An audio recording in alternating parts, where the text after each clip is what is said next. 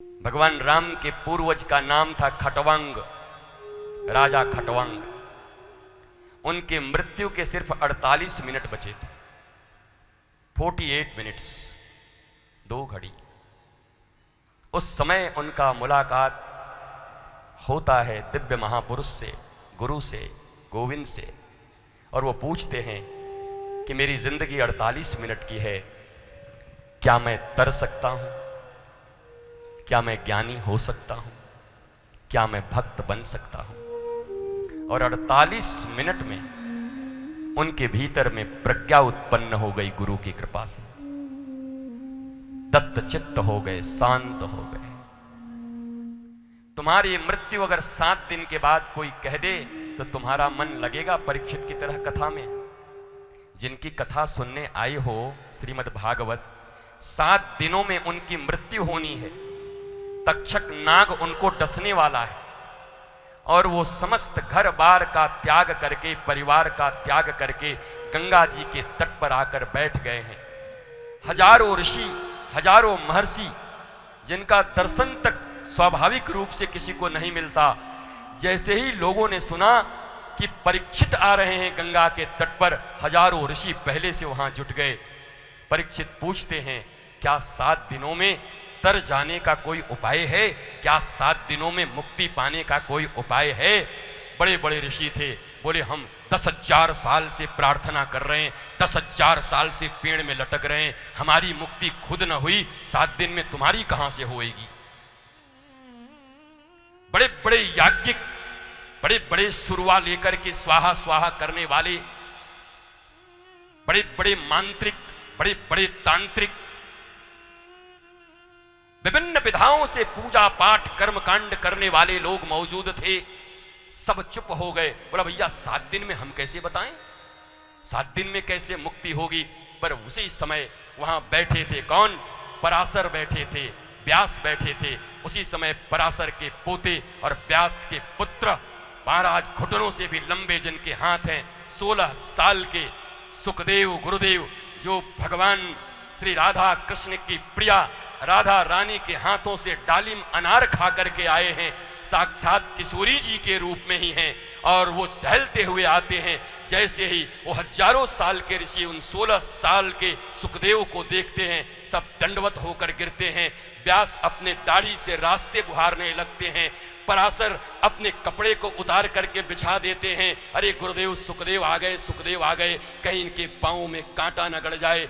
उनके अद्भुत स्वरूप को देख करके परीक्षित के मन में विश्वास हो गया, ओहो, ये हजारों वर्ष से तपस्या करने वाले लोग 16 साल के इस दिव्य महात्मा को प्रणाम कर रहे हैं। ये महात्मा ही नहीं, लगता साक्षात परमात्मा ही चले आ रहे हैं। ये कोई व्यास नंदन नहीं, ऐसा लगता नंद नंदन ही रूप बदल के चले आ रहे हैं। चरणों में गिर करके पूछते हैं, हे गुरुदेव, क्या आप मुझे 7 दिनों में मुक्ति दे सकते हैं? गुरुदेव सुखदेव कहते हैं, सुन, तक्षक ने तुझे काट लिया होता, तेरे मुख से जहर निकल रहा होता, तेरी अंतिम श्वासें चल रही होती, तेरे जिह्वा बंद हो गए होते, कब पपित्त वायु विचूर्णित होकर के तुम्हारी श्वासें अटक रही होती, अगर उस समय में भी आ जाता तो एक क्षण में तुझे मुक्ति दे देता। अरे 7 दिनों में मुक्ति नहीं, मैं तुझे राधा कृष्ण की भक्ति दे दूंगा, आ बैठ मेरे साथ, मैं तुझे कथा सुनाता।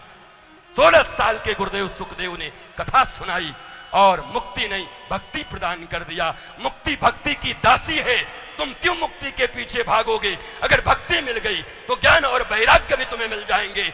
और मुक्ति दासी है, भक्ति प्राप्त कर लोगे तो न ज्ञान की कमी होगी, न वैराग्य की कमी होगी, और न फ्रीडम की कमी होगी, न सेल्वेशन की कमी होगी, न मुक्ति की कमी होगी। भक्ति चाहिए, भक्ति। अहम भक्त पराधीनो इव स्वतंत्र इव द्विजा साधुर्वीरग्रस्तहृदयो भक्तैर्भक्तजना प्रिया बिनु विश्वास भक्ति नहीं एहि बिन द्रवहीन राम, राम कृपा बिनु सपने हो। हाय हाय जीवन लह विश्राम, जीवन लह विश्राम। भक्ति ही अमूल्य है। हम सब विभक्त हैं, बटे हुए। एक दिल के टुकड़े हजार हुए, कुछ घर में गिरा कुछ ससुराल मिले। एक दिल के टुकड़े हजार हुए, कुछ यहाँ गिरा कुछ वहाँ गिरा। जीवन में बस पीरा ही पीरा। भक्त बनो, विभक्त तो तुम हो, बटे हुए हो, अलग अलग हो, टुकड़े टुकड़े हो गए हैं।